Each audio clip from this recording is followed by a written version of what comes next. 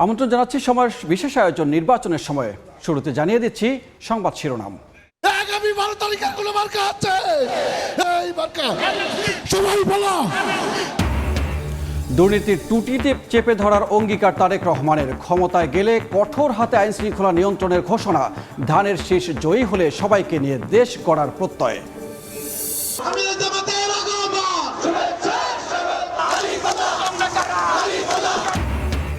কায়দা করে ৩৯ ঋণ খেলাপিকে প্রার্থী বানানো দল কিভাবে দেশকে দুর্নীতিমুক্ত করবে প্রশ্ন জামায়াতের আমিরের। ভোটের বাক্সে হাত দিলে গুড়িয়ে দেওয়ার হুঁশিয়ারি। স্বচ্ছ ও বিশ্বাসযোগ্য নির্বাচন আয়োজন করবে ইসি। কূটনীতিকদের ব্রিফিংয়ে প্রধান নির্বাচন কমিশনার। ভোটারদের সর্বোচ্চ নিরাপত্তা নিশ্চিতের আশ্বাস। এবং পটুয়াখালী ৩ আসনে বিএনপি প্রার্থী নূর ও বহিষ্কৃত মামুনের লড়াই। কিশোরগঞ্জ ২-এ বিদ্রোহী থাকায় চাপে বিএনপির প্রার্থী। মাদারীপুর ৩-এ ধানের শীষ দাঁড়িপাল্লার লড়াই।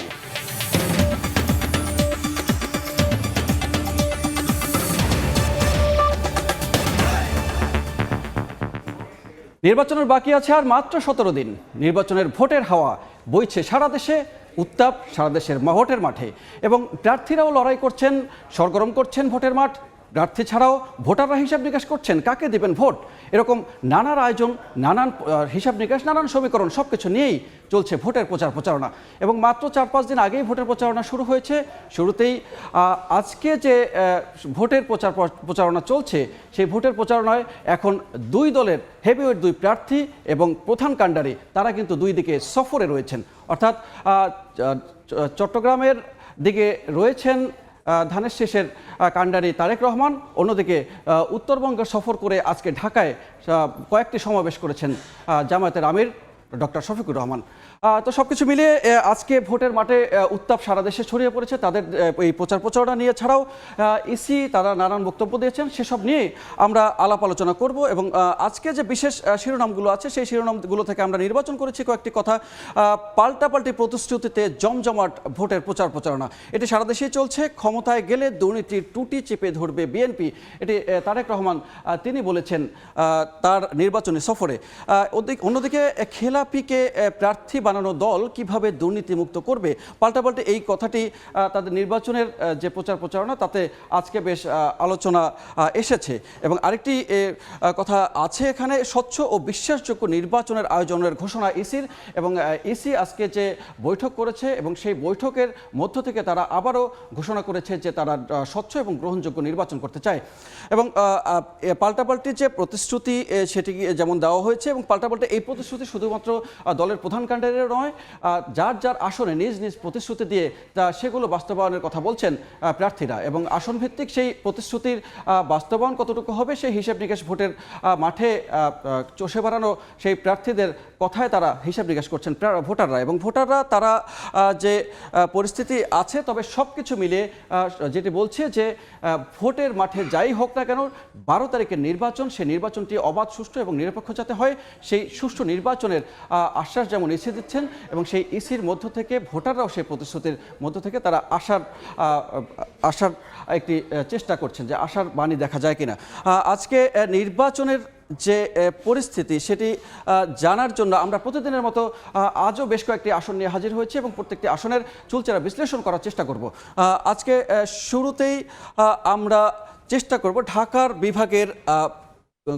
বিভাগে যেতে এবং ঢাকা বিভাগের কিশোরগঞ্জের দিকে। কিশোরগঞ্জে এই বেশ কয়েকটি আসন রয়েছে এবং কিশোরগঞ্জের জেলার আয়তন আছে 2668 কিলোমিটার এবং মোট উপজেলা আছে 13টি এবং নির্বাচনী আসন আছে 6টি। সেই নির্বাচনের 6টি আসনের মধ্যে থেকে আমরা আজকে কিশোরগঞ্জ 2 আসন নিয়ে আলাপ আলোচনা করব। কিশোরগঞ্জ 2 আসনের মোট ভোটার সংখ্যা যেগুলো আছে সেটি হচ্ছে 5,32,516 জন। পুরুষ ভোটার আছে 2,68,568 জন। নারী ভোটার আছে 2,63,939 জন। তৃতীয় লিঙ্গের ভোটার আছে 9 জন। পৌরসভা আছে মোট 2টি, ইউনিয়ন 18টি, ভোট কেন্দ্র আছে 170টি। এই 170টি ভোট কেন্দ্র নিয়ে যে গঠিত জায়গাটি সেটি এখন আমরা দেখব যে কারা এই নির্বাচনী আসনটিতে প্রতিদ্বন্দ্বিতা করছেন এবং প্রতিদ্বন্দ্বিতার প্রথম যে তালিকায় যে আছেন তিনি হচ্ছেন মোহাম্মদ জালাল উদ্দিন। তিনি ধানের শীষ প্রতীক নিয়ে লড়বেন এবং তার যে প্রতিদ্বন্দ্বী আরেকজন প্রার্থী আছেন দাঁড়িপাল্লা প্রতীক নিয়ে শফিকুল ইসলাম মোড়ল, তিনি প্রতিদ্বন্দ্বিতা করবেন দাঁড়িপাল্লা প্রার্থী নিয়ে। তবে এর বাইরেও নানান সমীকরণ আছে। সেই সমীকরণের হিসেব যদি বলি আপনাদেরকে, তাহলে সাবেক এমপি আনিসুজ্জামান খোকন ময়ূরের প্রার্থী, অর্থাৎ তিনি স্বতন্ত্র প্রার্থী হিসাবে তিনি লড়ছেন এবং তার বাইরেও আরও কয়েকজন প্রার্থী আছেন এবং নুরুদ্দিন আহমেদ তিনি মোটরসাইকেল প্রার্থী, হাতপাখার প্রার্থী আছেন। জোট ইসলামী জোট যে জামাত ইসলামের যে 10 দলীয় জোট থেকে বের হয়ে যাওয়ার পরে আবুল বাশার রেজন এই আসনে পাখা মার্কার প্রার্থী, তারা আলাদাভাবে প্রার্থী দিয়েছে এবং এর বাইরেও আরও দুজন প্রার্থী আছেন টেলিভিশন মার্কার প্রার্থী এবং লাঙ্গল প্রার্থী, অর্থাৎ স্বতন্ত্র প্রার্থী আছেন বেশ কয়েকজন। আমরা দেখতে পাচ্ছি যে এই আসনের যে জাতীয় পার্টির একজন প্রার্থী আছেন তিনি লাঙ্গল প্রতীক নিয়ে লড়বেন এবং এই আসনে যে কয়েকজন প্রার্থী আছেন সব কয়েকজন প্রার্থীর হাড্ডাহাড্ডি লড়াই না হলেও প্রধান যে প্রতিদ্বন্দ্বী সেটি দেখা যাচ্ছে যে প্রধান প্রতিদ্বন্দ্বী বিএনপির পাশাপাশি স্বতন্ত্র প্রার্থীরা তাদের ভোট কিছুটা টানবেন এবং সেক্ষেত্রে জামাত ইসলামের একটি সুযোগ হয়ে যায় কিনা সেই হিসেব নিকেশ হয়তো ভোটের মাঠে দেখা যাবে শেষ পর্যন্ত। এখন এই মুহূর্তে ভোটের মাঠে দেখছেন নির্বাচনের সময় একমাত্র আরএফএল ক্লাস পাইপ নিশ্চিত করে প্রতি ইঞ্চিতে সঠিক থিকনেস ও সঠিক মাপ। পাইপের বস, না কিনলে লস। আমরা একটু আগে দেখে নিচ্ছিলাম যে কিশোরগঞ্জ 2-এর কারা কারা লড়ছেন ভোটের মাঠে এবং কারা কারা এই প্রতিদ্বন্দ্বিতা করছেন, মূল প্রতিদ্বন্দ্বিতা কারা সেগুলো আমরা জানিয়ে দিচ্ছি। তবে আরও বিস্তারিত আরও বেশ কিছু খবর আছে, সেই খবর জানতে আমরা চলে যাব কিশোরগঞ্জ 2-এ। নূর মোহাম্মদ, আপনি আমাদেরকে বলবেন যে কিশোরগঞ্জের ভোটের হাওয়া কেমন বইছে এবং সেখানকার প্রতিদ্বন্দ্বিতা, মূল প্রতিদ্বন্দ্বিতা কাদের মধ্যে, ভোটের হিসাব নিকাশ কেমন? কিশোরগঞ্জে যে 6টি নির্বাচনী এলাকা রয়েছে তার মধ্যে পাকুন্দিয়া এবং কটিয়াদি এই 2 উপজেলা নিয়ে কিশোরগঞ্জ 2 আসন। অন্যান্য যে নির্বাচনী এলাকার মতো এই আসনটিতে আপনি জানেন যে আর মাত্র 17 দিন বাকি আছে নির্বাচনের, আর ভোটের দিনকে কেন্দ্র করে এই আসনের প্রার্থীরা দিনরাত প্রচারণায় ব্যস্ত সময় পার করছেন। আমি যদি বলি এইখানে যে 8 জন প্রার্থী রয়েছে এই আসনে, এই 8 জনের মধ্যে 2 জন আছেন স্বতন্ত্র প্রার্থী, বাকিরা সবাই দলীয় প্রার্থী। আর এই দলীয় প্রার্থীদের মধ্যে যে কিশোরগঞ্জে যে জেলা বিএনপির সাবেক সহসভাপতি অ্যাডভোকেট জালাল উদ্দিন, যিনি ধানের শীষ প্রতীক নিয়ে লড়ছেন, তিনি সকাল থেকে বিভিন্ন এলাকায় 2 উপজেলার প্রতিটি এলাকায় অলিগলি চষে বেড়াচ্ছেন। তার প্রতিদ্বন্দ্বী যে প্রার্থী আছেন, যে জামাতে ইসলাম মনোনীত প্রার্থী শফিকুল ইসলাম মোড়ল, যিনি দাঁড়িপাল্লা নিয়ে লড়াই করছেন। আর এইখানকে যে একজন প্রার্থী আছেন স্বতন্ত্র প্রার্থী, তিনি বিএনপির সাবেক এমপি আনিসুজ্জামান খোকন, তিনি এই এলাকায় স্বতন্ত্র প্রার্থী হিসাবে এবার লড়ছেন। আর এই শহর যে 8 জন প্রার্থী তারা সবাই এই আসনে এই জয়ী হওয়ার জন্য কাজ করছেন, পরিশ্রম করছেন। আর তবে ভোটাররা এটি বলছেন যে মনে করছেন যে ধানের শীষ এবং দাঁড়িপাল্লার মধ্যে এই আসনে প্রতিদ্বন্দ্বিতা হবে এবং ভোটাররা যাতে এমন প্রার্থী বেছে নেবেন যারা এই নির্বাচনী এলাকার উন্নয়নে কাজ করবেন, রাস্তাঘাট, স্বাস্থ্য, শিক্ষা, সংস্কৃতি, সর্বোপরি যে মানুষের জন্য কাজ করবেন তাকেই বেছে নেবেন এই আসনের প্রার্থী হিসাবে। এবং ভোটের পরিবেশ সঠিক থাকবে, শান্তিপূর্ণ ভোট হবে এবং তারা কেন্দ্রে ভোটের দিন শান্তিপূর্ণ পরিবেশে ভোট দিয়ে নির্দ্বিধায় নির্ভেজালে বাড়িতে ফিরে আসতে পারবেন, এমনটি আশা করছেন এলাকার ভোটাররা। তো কিশোরগঞ্জ 2 আসন থেকে আমার কাছে এই ছিল নির্বাচনের সবশেষ খবর। ধন্যবাদ নূর মোহাম্মদ।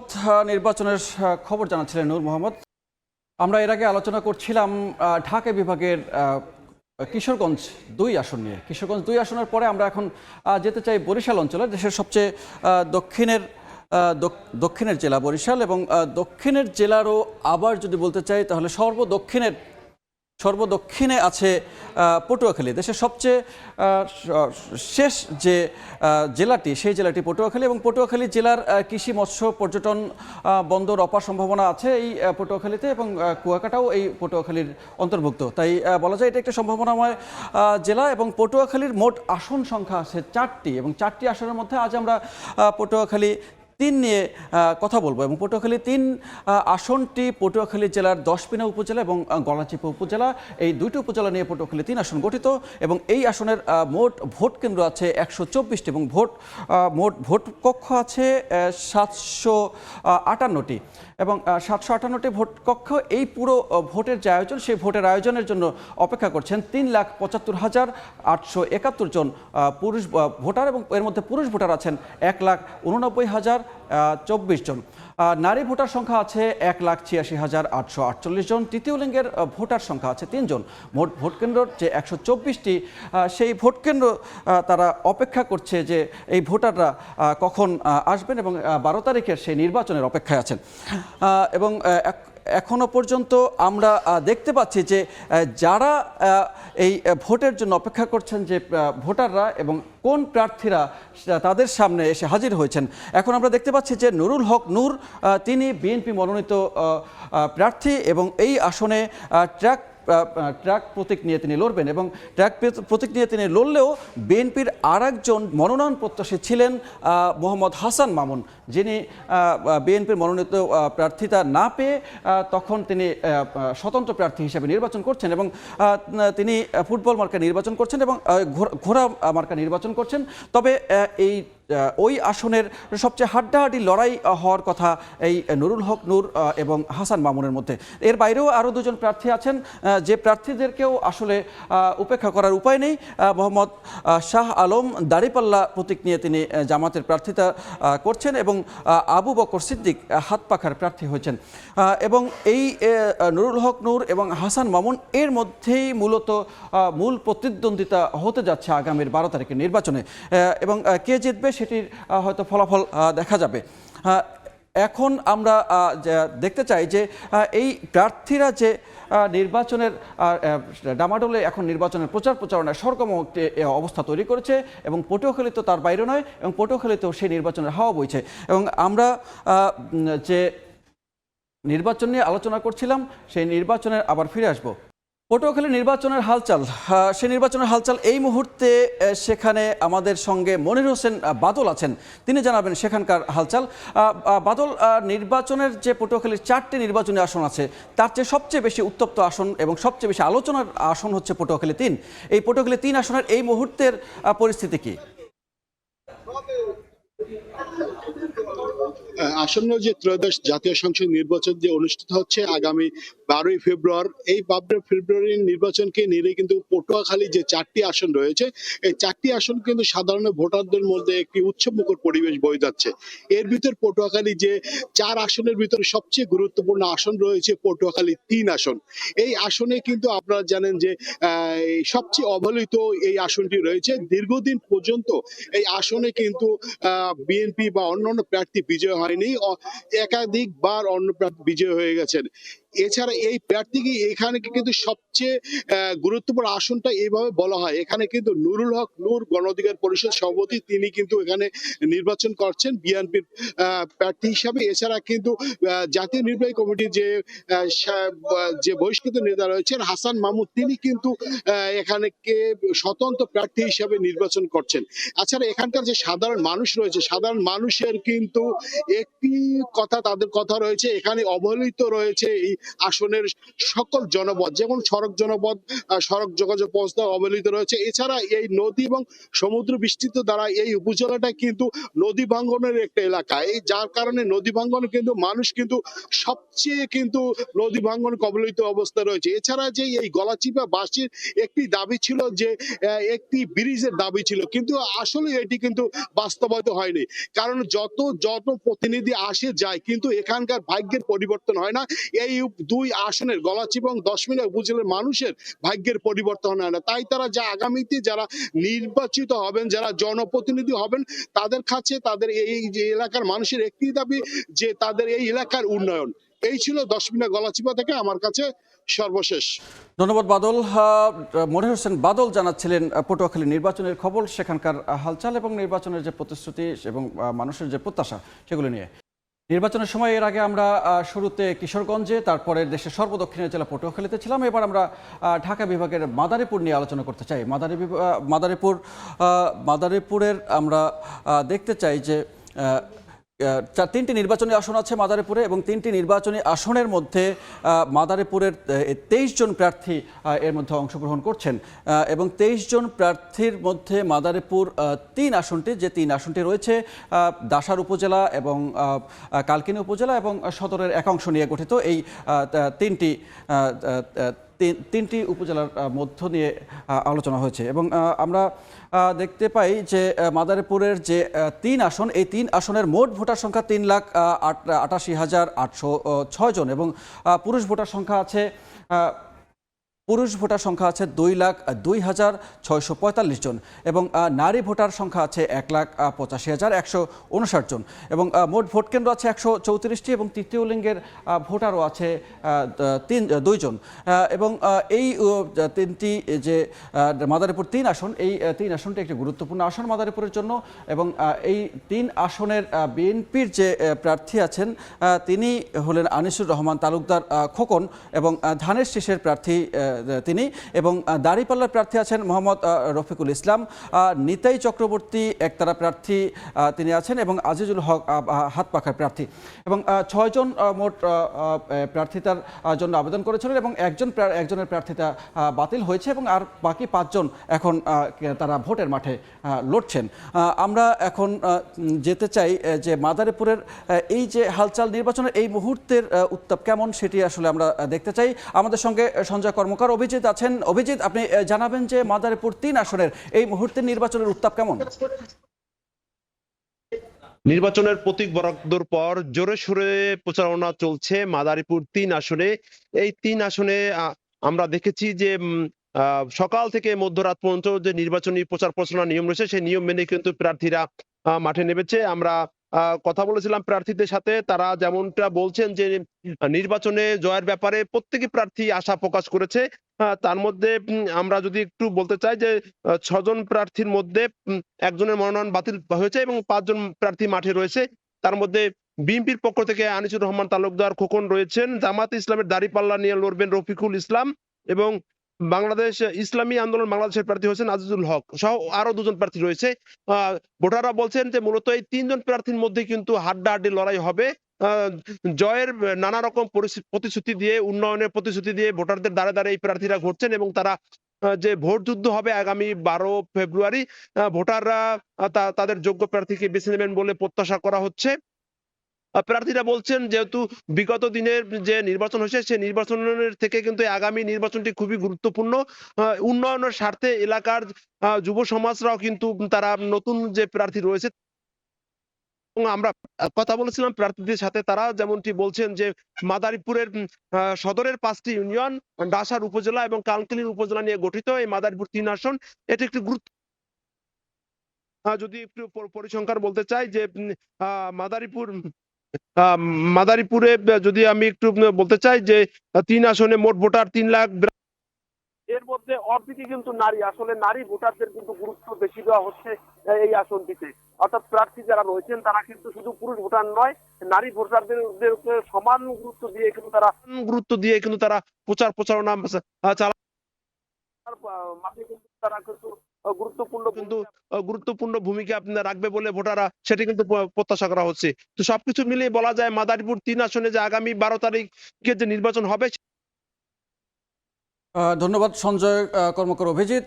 তিনি জানাচ্ছিলেন নির্বাচনের প্রচার প্রচারণার খবর এবং সেখানকার হাড্ডাহাড্ডি একটি লড়াইয়ের মধ্য থেকে নির্বাচন হতে যাচ্ছে সেটির একটি ইঙ্গিত দিলেন তিনি। কুমিল্লার 14 গ্রাম হাই স্কুল মাঠে নির্বাচনী সমাবেশে বক্তব্য রাখছেন বিএনপি চেয়ারম্যান তারেক রহমান। সরাসরি যাচ্ছে সেখানে। সরকার কি করবে এখন এই যে সরকার হলে সরকার কি করবে, এখন এই কাজগুলোর সাথে এই পরিকল্পনা যেগুলো আপনাদের সামনে তুলে ধরলাম, এই পরিকল্পনাগুলো আপনাদের পছন্দ হয়েছে? এই পিছনের ভাইরা আপনারা কিছু বলেন না, হাত তুললে শোনাতে যাব, শুনতে তো পাবো না, হাত তুললে বুঝতে পারবো যে আপনারা, ওই যে ভাইরা পছন্দ হয়েছে? আপনারা কি চান এই কাজগুলো আমরা বাস্তবায়ন করি? আচ্ছা, ইনশাআল্লাহ। কিন্তু কাজগুলো যদি বাস্তবায়ন করতে হয় তাহলে তো ভাই আপনাদের একটা দায়িত্ব বা কাজ আছে। আমরা খাল খনন করব, আমরা মাদের ঘরে ঘরে আমরা মাদেরকে ফ্যামিলি কার্ড দিব, কৃষক ভাইদেরকে আমরা কৃষক কার্ড দিব, আমরা খাল খনন করব।